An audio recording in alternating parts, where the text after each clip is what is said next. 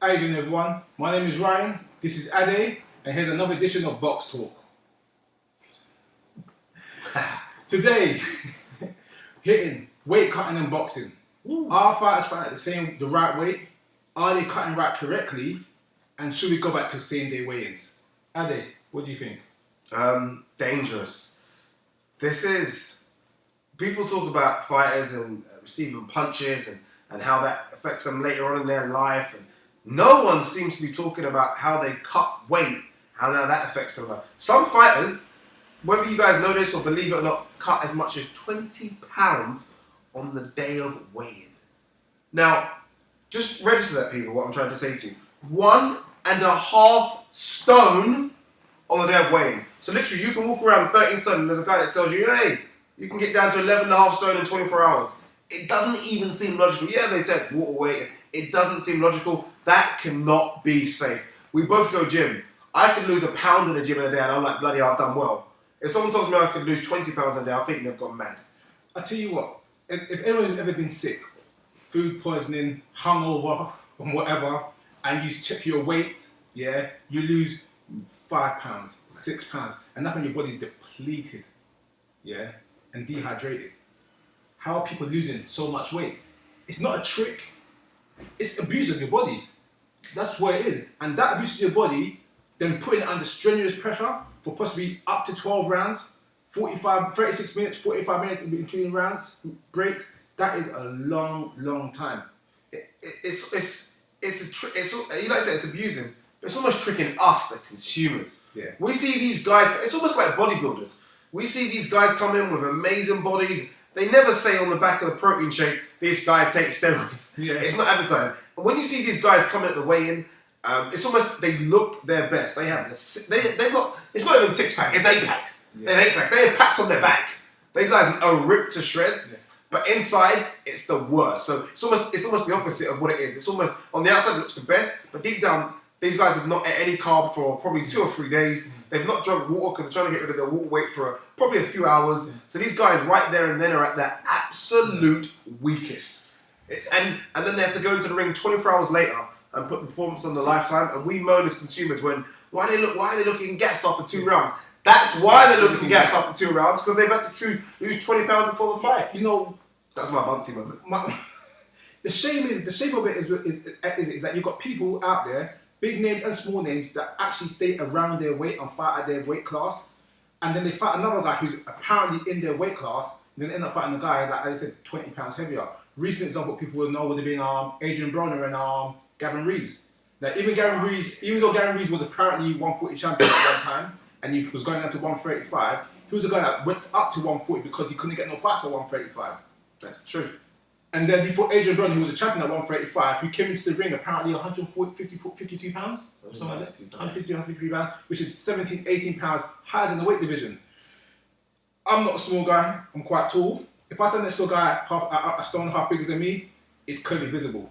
If anyone who saw that fight, you saw a child against a man in the ring. And the outcome was pretty obvious. Yeah, it's getting to a stage where it's almost like the advantages are becoming a bit silly. They're becoming a bit silly.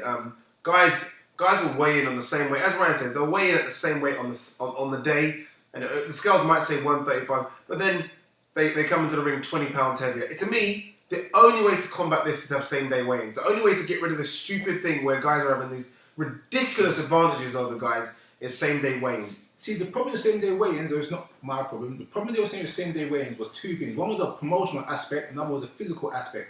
The promotional aspect was that it was hard to sell a fight.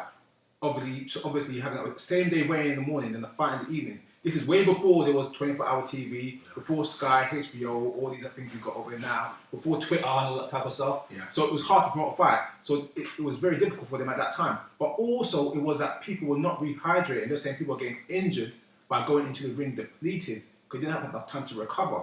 And those are the 2 reasons why they implement this the day before weight class. It's an easy way to combat it. Let guys fight at their weights. Why are guys trying to literally kill themselves to have the biggest advantage? It's almost like they're trying to kill themselves to, in a sense, cheat a little bit to fight guys that they clearly know they're bigger than, just because they know they've got the best doctors that can rehydrate them back up to 20, 30 pounds above that weight.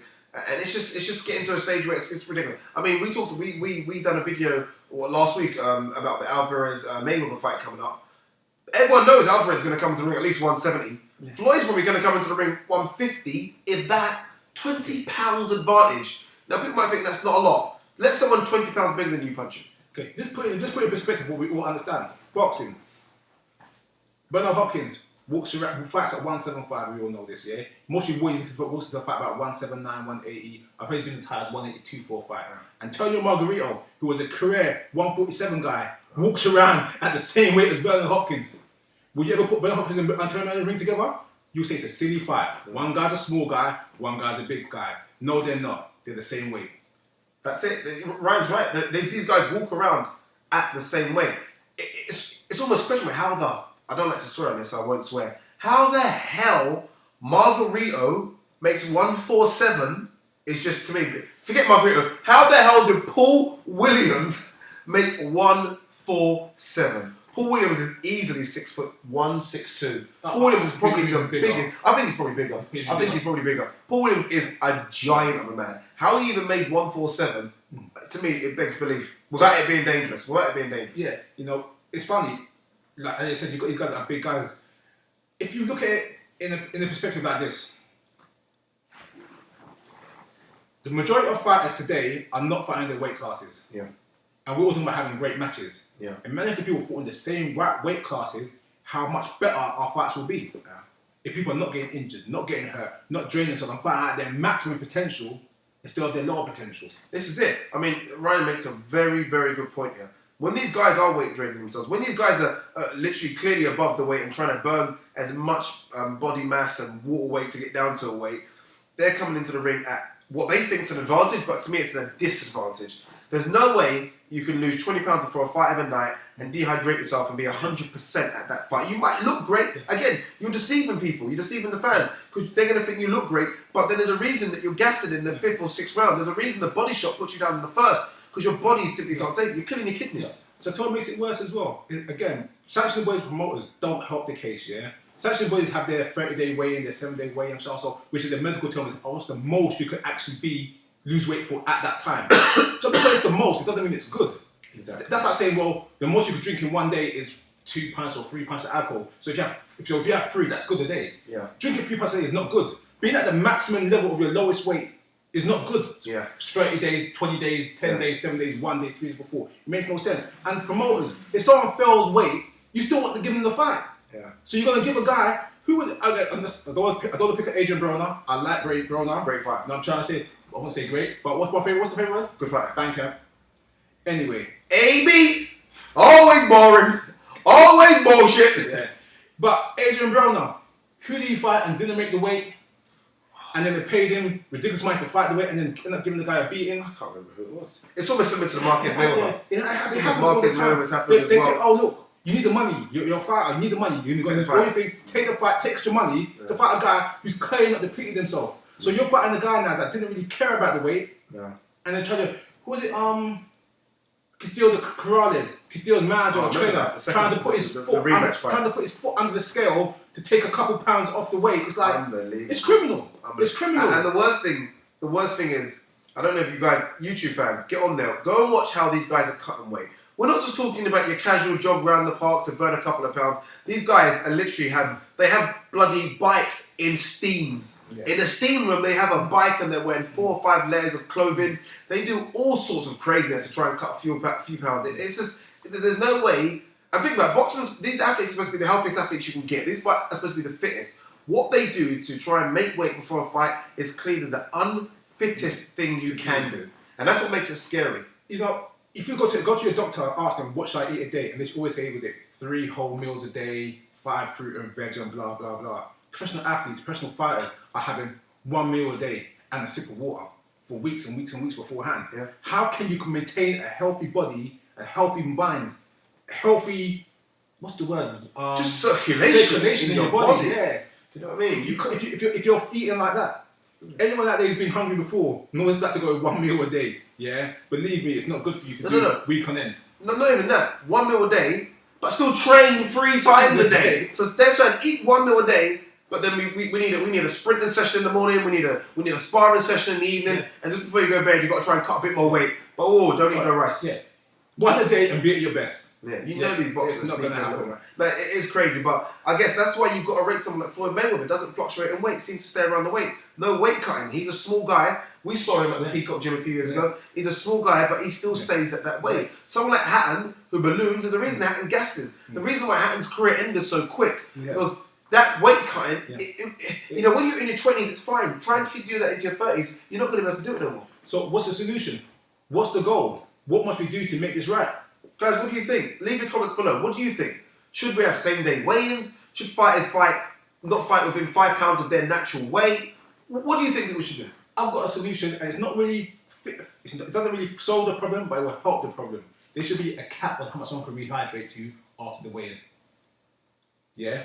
You know, if you weigh 140 today, you've got to weigh 145 tomorrow. You can't weigh 154, you can't weigh 156, whatever. That way, people will have to be more careful of what they eat and how they manage their weight, and will hopefully put people in the same weight classes. You know, that's actually a very good solution. I think that's a very good solution. It's a start. This £20, but then again, I mean, they're going to argue about, and we're going to touch on it in another video when we talk about the heavyweights, but they're going to argue about someone like Hay versus Fury, for example. When these guys here, we're moaning about 10, 15, Hay's probably going to be like £40. 50 pounds maybe smaller than Fury. I mean, and so we're talking about these guys moaning about 17 pounds. But that's another argument though. Do we need a super heavyweight division? I don't think so. There's not enough good heavyweights. But you know, like Adi always says, let us know. So guys, what do you think? Leave the comments below. We want to know what you think. We want to know what you think. How important is weight cutting? Are we just exaggerating? I mean, these guys fine, they're athletes. We're not athletes. So they know their bodies better than ours. Are we just generally concerned about fighters risking their own health in a sport which, let's be honest, you're getting punched in the face, punched in the belly anyway. So what do you think? Well, you can always email us at BoxTalk@hotmail.co.uk. It's getting better at that. But guys, we'll catch you later for another video. Take care.